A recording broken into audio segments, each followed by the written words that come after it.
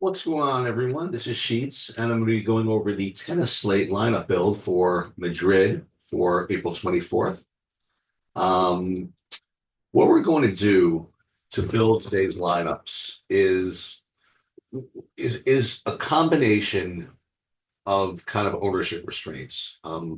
One, we are first of all we are going to use our custom ownerships to build our presumed contest fields. We've been getting better. And I'm pretty confident that it's a pretty good representation of what the field is nowadays. It's certainly better than it was only a couple of weeks ago.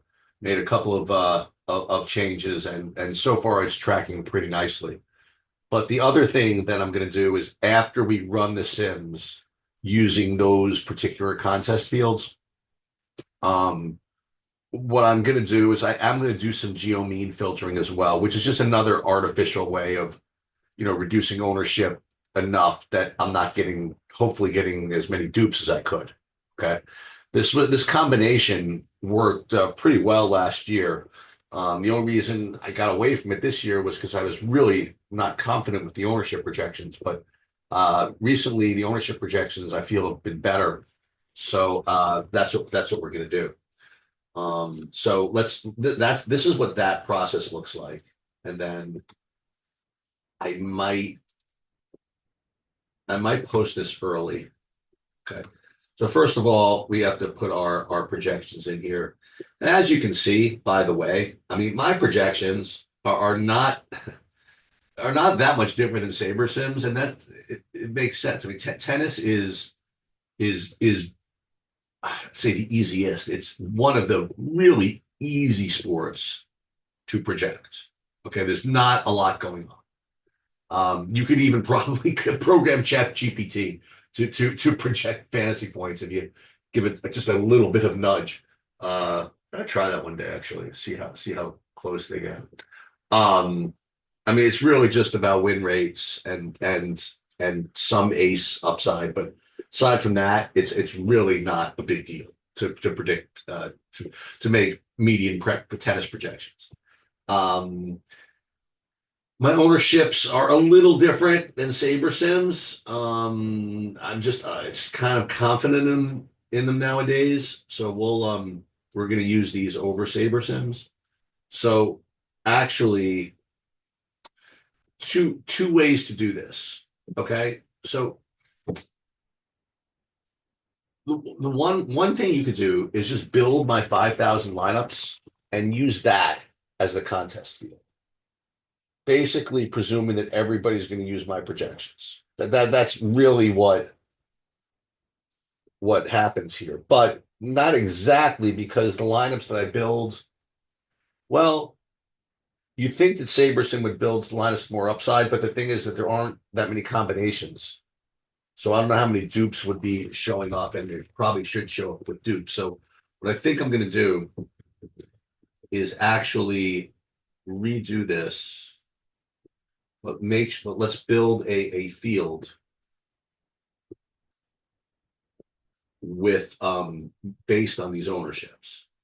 And if that doesn't work, because sometimes it doesn't, then I'll do what I just said and just basically just build like a 5,000 lineup set and use that as my field. And again, there's this whole thing is I don't say flawed, but we could do a lot better if we built like multiple fields, but I don't know how to do that. I mean, that's like way too much work for me. It's like Houston is, oh my God, big old dunk by I think Jalen Green. Steven Adams is going crazy over there. Unfortunately, I'm not going to be replicating my NBA performance with what's his name, Jimmy Butler sitting on the bench, hurt the rest of the game. So not going to be a good day DFS wise. Curry with a three. That would be nice if the Warriors could come back with all these guys on the bench. So it looks as like we're struggling to build this field here, right? It still says loading lineups. And sometimes on another three by the Rockets. Oh my God, he's going crazy. Jalen Green is going nuts. Okay, good. So it built this field. And then what we're going to do is go into our contest tab. Okay. And we are going to tell the simulator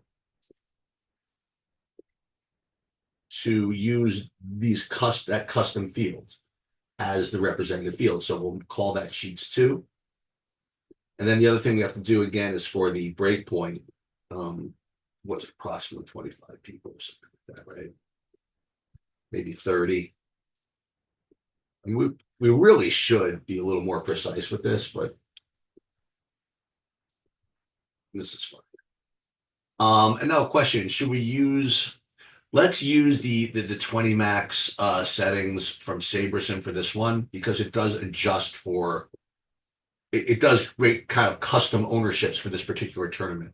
My ownerships are based on lottery projections. So we're going to keep that the stock SaberSim contest field. So now that we're all set up, the rest is kind of automatic here. You see sheets 2. We can use those projections. We're going to build, what? And we can build 5,000 if we want, but we don't really even need to. Let's build. How many? I was going to say how many are in the tournament. Why don't we build that many lineups? Well, because there's probably going to be less because of dupes. But let's see. So the 1,176. Let's build 1,176 lineups. How about that?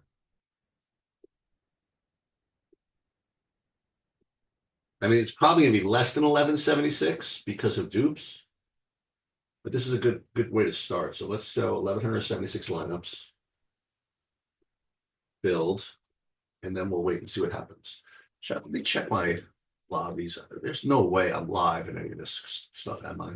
There's no way. I remember I had some Jalen Reed, but not. I mean, certainly not with the guys that are live. Got something a top 100 in the relay throw. Baseball. Erod did not have. They did him no favors with run support. Got a bunch of this Texas game, and I got this Tampa Bay game a little bit. Maybe we'll check that out in a second. Okay, so we built all this, and as you can see, before we did anything, we get 36%, 86% of these two. But let's run the contest sims first.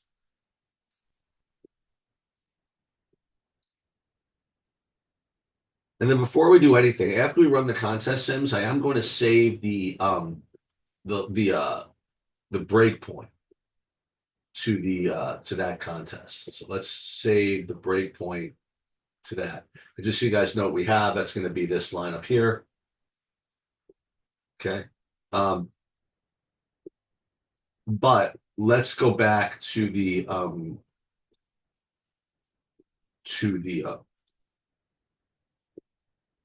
line painter, because what I want to do is geomean filtering. And what that does, we're going to assign an artificial ownership limit to represent the idea that we'll get a minimal amount of dupes. So again, for those uninitiated, let's remind everybody how we do that. So we pull out our geomean calculator.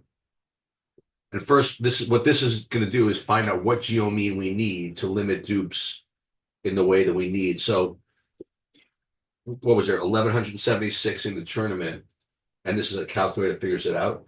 6 players per lineup. And let's say we want a maximum of 1 dupe. Then you're going to want a geomean of no more than 30.7. Okay.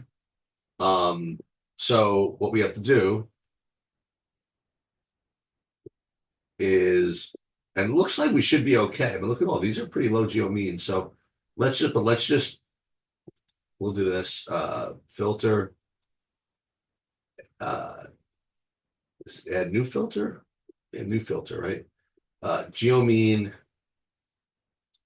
less than 30. Be a little extra greedy. So I don't really think it really changed anything. So that's one thing that we did. So we use the contest sims with our ownership, and then we actually, artificially kept ownership low. But even still, we already had I think, a low enough uh geo mean where we could, I don't say rely on, but hopefully get less than 5 dupes for each lineup. I think that's a conservative estimate, actually. So the only thing that's left is, do I want to mess around with the min uniques? I mean, it may as well, right? If we're going to play this right. So what we're going to do is diversify these lineups as much as possible without affecting our overall portfolio. So we're going to look here at the average projection, and we'll look at min destination ROI, and we'll see how that gets affected with each min unique I add, because I want to add as many as I can without damaging the whole portfolio. So from 315, it actually went up a little bit, and the min destination ROI was still good.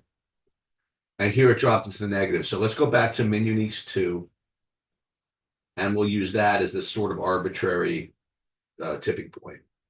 So we're going to save these to the, it should have been to the line painter. Yep. So we're going to save these to the line painter.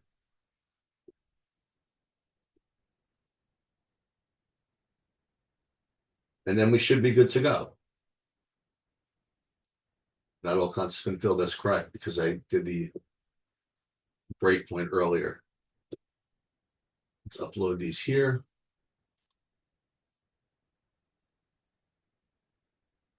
And then just load these. Maybe another time what I'll use is the Hater portfolio manager to help predict dupes. I mean, I probably have time to do that now. So yeah, why don't we do that? Do I have time? I guess so. So let me pause this for a second. Now, we'll save it for the next time. All right, so that's going to do it for the tennis breakdown and for the exposures. Again, just to remind everybody who we have here. This is the exposure here. Let's look at the contests. Then we will look here. So John Leonard Struff, he's going to be the big leverage. He's 6,700. We have 80% of that. So if we get lucky and get through with him, we're in business. And if we don't, then we got a problem. So, so that's our big leverage point. And then in the break point, we don't even have. Oh, we do have him as well. So he's our main man, Jan Leonard Struff. And yeah, that's going to do it. Good luck, everybody.